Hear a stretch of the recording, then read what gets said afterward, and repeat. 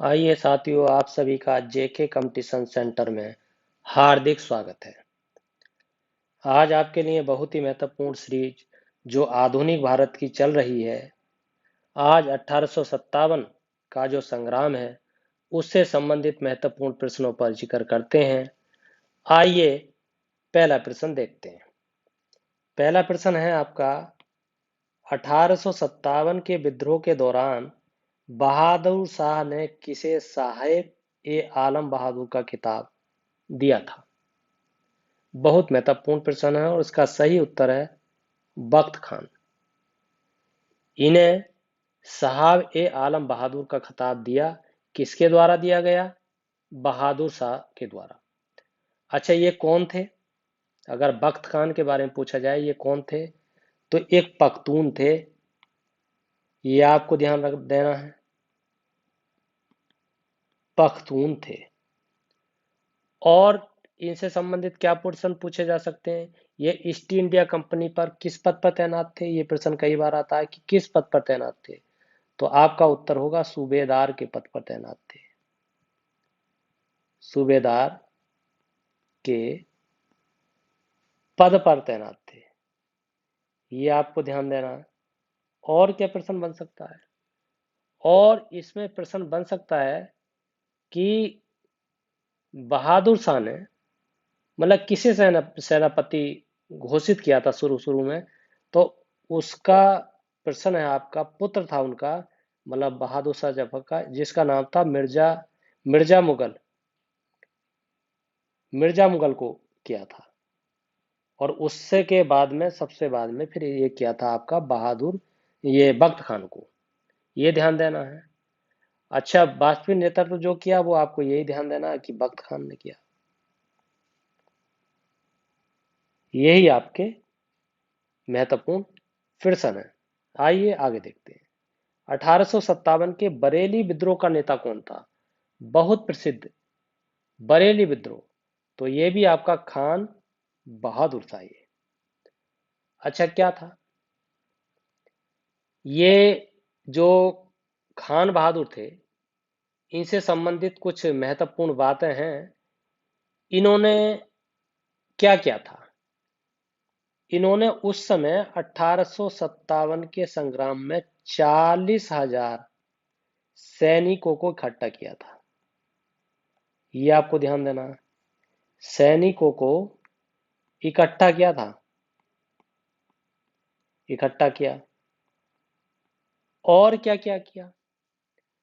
इन्होंने खुद प्रशासन संभाला, यानी खुद स्वयं प्रशासन संभाला। बोले हम प्रशासन को संभालते हैं, सब भाग रहे हैं, हम इस कार्य को अंजाम देंगे। ये काम किया। और क्या किया किया? इन्हें जो मुगल सम्राट शाह द्वितीय थे, उनको वायसराय का जो पद होता था उस पर नियुक्त किया। वायसराय का पद अब आपके पास है। पद पर नियुक्त बहादुर शाह मतलब द्वितीय को किया। और क्या था? इन्होंने क्या किया? इन्होंने मुसलमान और हिंदुओं में समानता का व्यवहार किया। समानता का व्यवहार, समानता का व्यवहार किया। ये आपको ध्यान देना है। ये महत्वपूर्ण प्रश्न है। अगर पूछा जाए कि 1857 के जो बरेली विद्रोह का नेता था वो कौन था, तो आपका उत्तर होगा खान बहादुर। खान बहादुर ने कितने सैनिकों को इकट्ठा किया, तो आपका उत्तर होगा 40,000 सैनिकों को। और ये उस समय मतलब क्या थे, तो ये ब्रिटिश पेंशन थे, यानी ब्रिटिश लोग इन्हें पेंशन देते थे जिससे इनका गुजारा भत्ता चलता था। अच्छा, और क्या प्रश्न हो सकते हैं? इन्होंने जो है खुद स्वयं प्रशासन संभाला, ये बात आपकी बता दी गई है।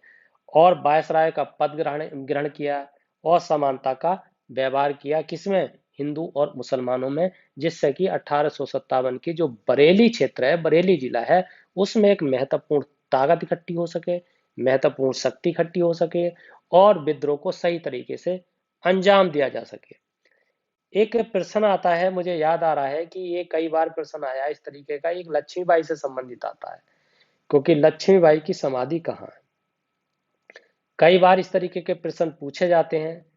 तो महारानी जो लक्ष्मीबाई का जन्म था वो वाराणसी में हुआ था, जबकि इनकी मृत्यु जो हुई थी वो ग्वालियर में हुई थी। और ग्वालियर में ही महारानी लक्ष्मीबाई की समाधि है। ये आपको ध्यान देना है, इसमें बहुत कंफ्यूजन होता है, क्योंकि वाराणसी, ग्वालियर, झांसी, इनमें आपको समझना है क्या है, ये आपको ध्यान देना है। झांसी में उन्होंने अपना कार्य क्षेत्र था, वाराणसी में जन्म हुआ, ग्वालियर में मृत्यु हुई और वहीं उनकी समाधि का निर्माण किया गया। आइए आगे देखते हैं। 1857 के संघर्ष में भाग लेने वाले सिपाहियों की संख्या सर्वाधिक थी, कहाँ थी? तो इसका आपका सही उत्तर होगा अवध में थी। अवध में, अकेले अवध में, ये भी कई बार प्रश्न पूछा गया है कि अकेले अवध में कितने हजार सैनिक थे। आपका उत्तर होगा 75,000 सैनिक। ये आपको ध्यान देना है। और क्या हो सकता है, मतलब उस समय प्रत्येक परिवार से, प्रत्येक जो परिवार था उससे कोई ना कोई सैनिक था। ये आपको ध्यान देना है।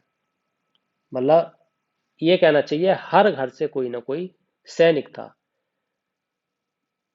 और क्या इससे प्रश्न हो सकता है? बस ये दो बातें इससे पूछी जाती हैं अवध से संबंधित। आइए आगे देखते हैं। निम्नलिखित में से 1857 के विद्रोह में अंग्रेजों का सबसे कट्टर दुश्मन कौन था? सबसे कौन दुश्मन लिखा हुआ है, ये टाइप नहीं हो पाया। इसका सही उत्तर है सबसे कट्टर दुश्मन कौन था। दुश्मन से पहले आना था कट्टर दुश्मन कौन था। तो आपका सही उत्तर होगा जो मौलवी अहमदुल्ला, ये वाला मौलवी अहमदुल्ला, ये कट्टर दुश्मन थे। कैसे कट्टर दुश्मन थे?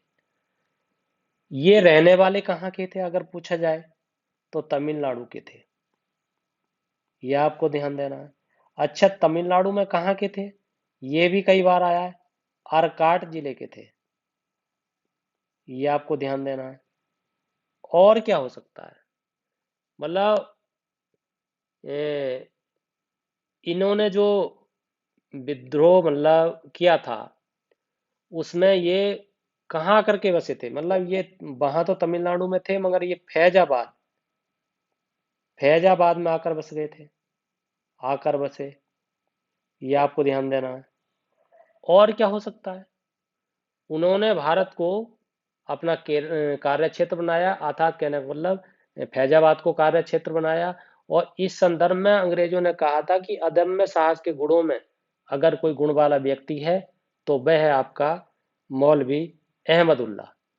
इसलिए इनकी गिरफ्तारी के लिए 50,000 रुपए का इनाम रखा था।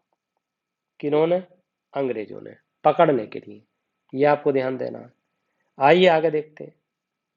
1857 के विद्रोह में निम्नलिखित में से कौन संबद्ध नहीं था? मतलब संबद्ध नहीं था, ये बात पूछी जाती है। बेगम हजरत महल भी संबद्ध थी, और आपको ये पता होगा कि कहाँ से थी, लखनऊ से थी। कुंवर सिंह बिहार से थे। मौलवी अहमदुल्ला आपको बता ही दिया फैजाबाद से थे। उधम सिंह, ये उधम सिंह 1857 के स्वतंत्रता संग्राम से में शामिल नहीं थे, जबकि इनका संबंध कहां से था? जलियांवाला हत्याकांड से था। ये आपको ध्यान देना है। जलियांवाला हत्याकांड, इससे संबंधित थे। और इन्होंने क्या किया था? जो माइकल डायर थे, माइकल डायर को गोली मारकर हत्या कर दी थी, माइकल डायर को। और ये हत्या कब की अगर ये पूछा जाए तो 1940 में की। और उसके बाद में इन्हें क्या किया गया? इन्हें गिरफ्तार किया गया। अच्छा, गिरफ्तार के बाद में क्या किया गया? इनको मृत्यु दंड दिया गया। ये आपको ध्यान देना है, मृत्यु दंड दिया गया। ये आपके महत्वपूर्ण है। आइए आगे देखते हैं। और भी कई बार कई प्रश्न इस तरीके से भी आते हैं कि 1857 के विद्रोह को किस उर्दू कवि ने देखा। ये कई बार आया है कि कौन सा, तो उसका नाम है आपका मिर्जा गालिब। इस तरीके से प्रश्न पूछा जा सकता है। अगर ये भी आता है कि मिर्जा गालिब जो थे वो मूल मूल रूप से कहाँ के रहने वाले थे, तो मैंने कई बार आपको बताया आगरा के रहने वाले थे। अच्छा, ये भी आता है कि आगरा में जो जन्म हुआ वो कब हुआ? 1796 ईस्वी को हुआ। ये भी बात ध्यान में रखनी है। और भी कई, जैसे आजादी की पहली लड़ाई में 1857 में किसने भाग नहीं लिया, इस तरीके के प्रश्न भी कई बार आए, जैसे तात्या टोपे है, रानी लक्ष्मीबाई है, बहादुर शाह जफर है, भगत सिंह है। भगत सिंह को घूंसता है वो कई बार, जबकि इस तरीके से भगत सिंह 1857 की आजादी की पहली लड़ाई में भाग नहीं लिया था। क्यों? क्योंकि इनका जो है संबंध उससे था ही नहीं 1857 से, ये 1900 के बाद की बात है, आगे की बात है। आइए आगे देखते हैं। 1857 के स्वतंत्रता संग्राम में किस राजवंश ने अंग्रेजों की सर्वाधिक सहायता की? एक था आपका ग्वालियर के सिंधिया, इन्होंने सर्वाधिक सहायता की। एक मतलब एक इतिहासकार है जिनका नाम है दिनकर राव। दिनकर राव, ये कई बार कंपटीशन में पूछा गया है इन इतिहासकार के बारे में। इन्होंने बताया था, इन्होंने ही बताया कि सर्वाधिक सहायता सिंधिया ने की थी अंग्रेजों की, इन्होंने अपनी, सिंधिया ने सहायता की, इन्होंने अपनी किताब में बताया है। अच्छा, और क्या इन्होंने बताया? इन्होंने बताया है कि जो हैदराबाद के मंत्री थे वो राजभक्ति की बहुत सराहना करते थे। संकट के समय, उस समय ये कैनिंग था, 1857 में कौन था वायसराय? कैनिंग था।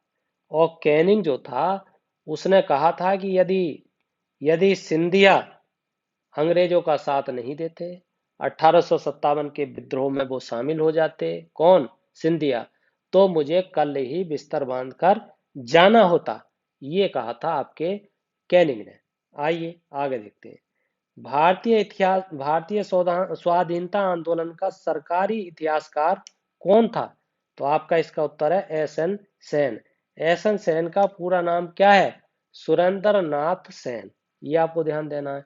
इनकी एक पुस्तक थी जिसे कहा गया था 1857, ये इनकी पुस्तक का नाम है। और ये जो एक इस तरीके से भी आपका लिखा होता है 1857। आइए आगे देखते हैं। अगला है, महारानी विक्टोरिया ने भारतीय प्रशासन को ब्रिटिश ताज के नियंत्रण में लेने की घोषणा की, कब की? ये 1 नवंबर 1858 में की, ये आपको ध्यान देना है। और ये जो घोषणा की थी इन्होंने 1 नवंबर 1858 को, इस घोषणा के बाद भारत में कंपनी के जो शासन को समाप्त कर दिया गया, भारत को सीधे ब्रिटिश कानून के अधीन कर लिया गया था।